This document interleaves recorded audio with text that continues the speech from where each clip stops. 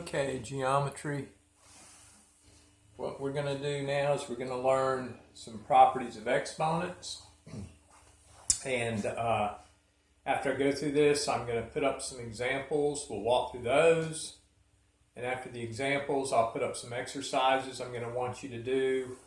And hopefully you'll watch the YouTube video and pull the exercises from it. I will do my best to also copy it and send it out by Remind if that'll work. If not, you're going to have to come to YouTube to get these problems.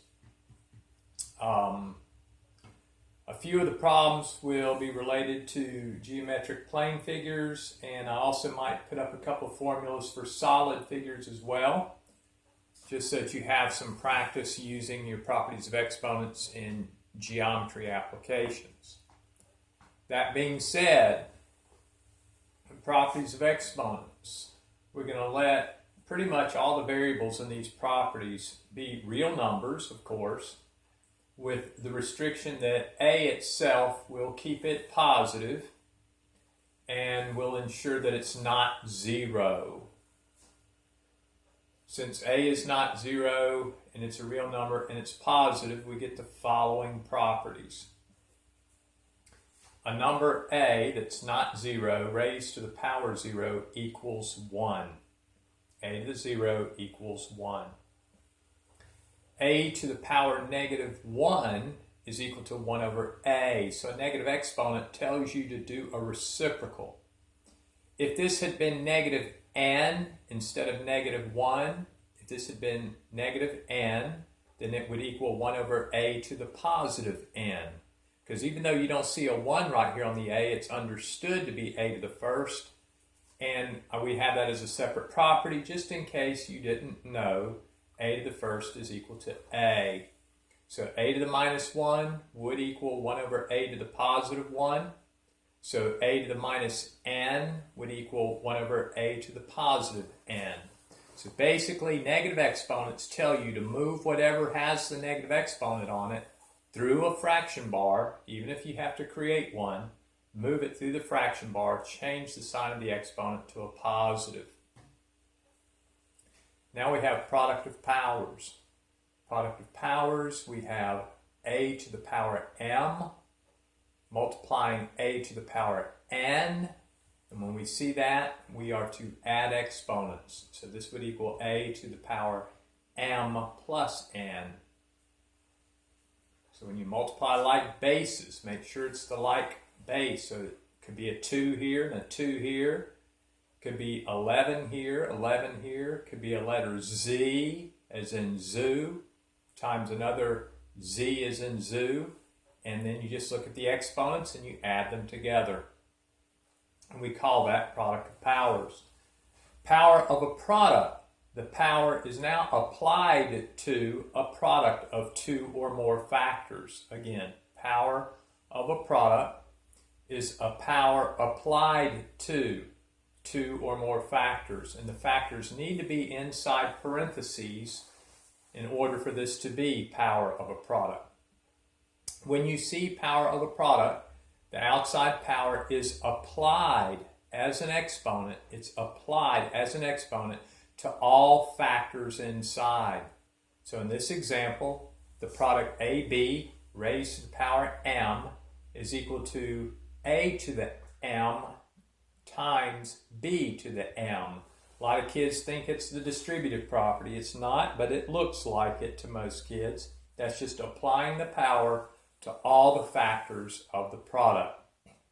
We call that the power of a product property. Now we have power of a power. That's where we have a base raised to a power, and that power is raised to another power. So when we have A to the m, then raised to the power n, that results in a multiplication of those two exponents. So that will become A to the power m times n. Sometimes kids confuse these two. It's all in the words. Here you're finding power of a product, so the power is being taken upon a product. Here we have power of a power, where the power is being applied to a power. Now we move to quotient of powers. Quotient of powers implies a fraction, because another word for fraction is quotient. Again, we have the same bases, A and A. It could be a 2 and a 2. It could be a different letter over itself. In this case, we have exponents that are to be subtracted. So we take the numerator exponent and subtract from it the denominator exponent. Lastly, we have power of a quotient. Sometimes kids get confused. They hear quotient of powers and in their mind they flip it around as power of a quotient. No, in power of a quotient, the power is applied to the fraction or to the quotient. In this case, the power gets applied to the numerator and to the denominator. So the fraction a over b, or the quotient a over b, raised to the power m is equal to a to the m over b to the m. These are the properties that we're going to be working with this week. All right, here I have to make a slight adjustment to show the examples. A few of these words got cut off, so I'll just read them to you. So now I'm going to illustrate some of the basic properties of exponents. To show product of powers, I'm taking 2 to the second times 2 to the third, and I am illustrating that to do that, we're supposed to add exponents. So I have this equal to 2 to the 2 plus 3. And of course, 2 plus 3 is 5, so this will equal 2 to the fifth. And if you multiply it out, 2 times 2 times 2 times 2 times 2, well, 2 times 2 is 4, times 2 is 8, times 2 again is 32, and I've got to do it a few more times, don't I? 2 times 2 is 4, 4 times 2 is 8, 8 times 2 is 16, and 16 times 2 is 32. So the first time I spoke, I misspoke. So forget the first thing I said and think about it correctly. 2 times 2 times 2 times 2 times 2. 2 times 2 is 4. 4 times 2 is 8. 8 times 2 is 16. And 16 times 2 is 32. Now the second one, power of a product. I have the product 3x raised to the power 4. We apply the power to both factors. So we apply the power 4 to the 3 and the power 4 to the x. 3 to the fourth is 3 times 3 times 3 times 3. 3 times 3 is 9. Times 3 is 27. Times 3 one more time is 81. And then x to the fourth. Power of a power. We have a to the fourth raised to the fifth. This is when we multiply exponents. So this gives me a to the power 4 times 5, which is equal to a to the 20th. Now we illustrate quotient of powers. I have 5 to the third over 5 to the second. This is when we subtract exponents. So this is equal to 5 to the power 3 minus 2, which is equal to 5 to the first. And by the earlier properties that were written up here, 5 to the first is equal to 5. And then I saved a good one for last. It's power of a quotient. However, I integrated it with some of the earlier properties as well to show you that it can get a little bit involved. As long as you take it one step at a time, everyone can do it. So quotient of a power, we first apply the power to the numerator and to the denominator. And make sure you have the entire numerator in parentheses and the entire denominator in parentheses. Once that's done, if it's not just a single term, you have to see what other properties are involved. So now for the numerator, we have power of a product. And for the denominator, we have power of a product. And from earlier, we saw that power of a product, we apply the power to every factor. So we apply the power 3 to the 2, and we apply the power 3 to the x. In the denominator, we apply the power 3 to the 3, and then we apply the power 3 to the factor y squared. 2 to the third is 8, and then x cubed. 3 to the third is 27. And to finish it, we see we have power of a power, and we recall that power of a power, we multiply the exponents. So in this case, we do 2 times 3 and we get y to the 6th.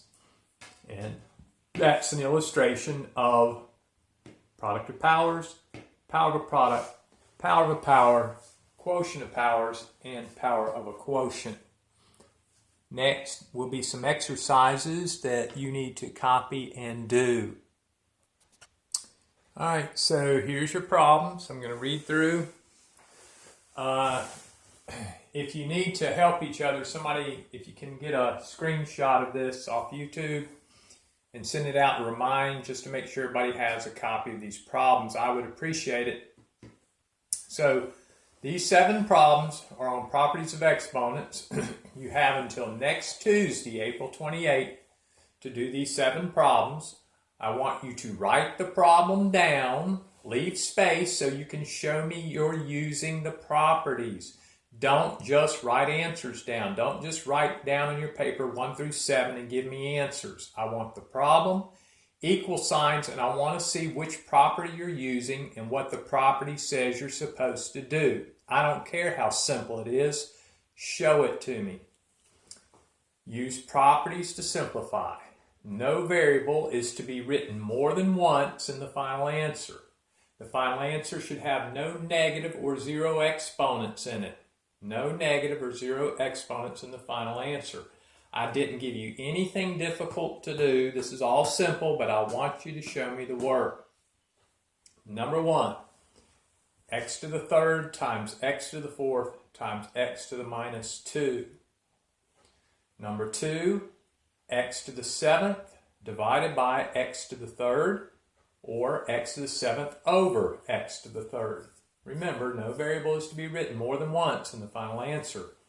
Number 3, x to the minus 5. Remember, no negative exponents in the final answer. X to the minus 5.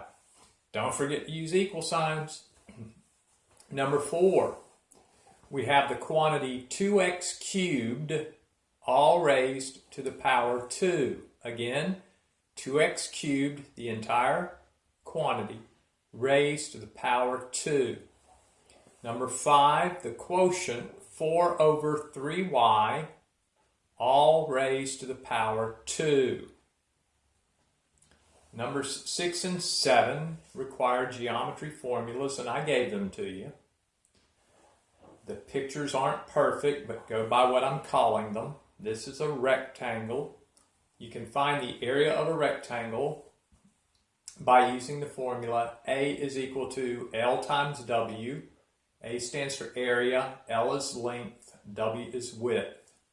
L is length, W is width. Find the area of this rectangle drawn. The width is 2x, the length is 4x squared. Show me the setup, show me the properties you're using to come up with the final simplified answer. Number 7, I'm asking you to find the volume of a cylinder, which is like a can of green beans, a can of soda. Volume of a cylinder is found by V for volume is equal to pi times r squared times h. R stands for the radius of the can, which is from the center to the edge of the circle of the top or bottom. That's the radius. H is the height, the distance vertically between the 2 circular ends of the can.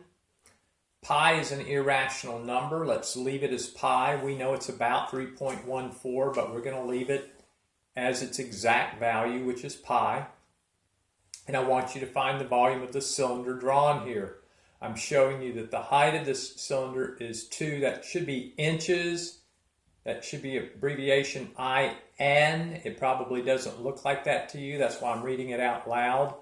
2 inches. This is a R pointing from the center of the circle to the edge of the circular top. R, radius. In this case, for this can, the radius is also 2 inches. The same thing as the height.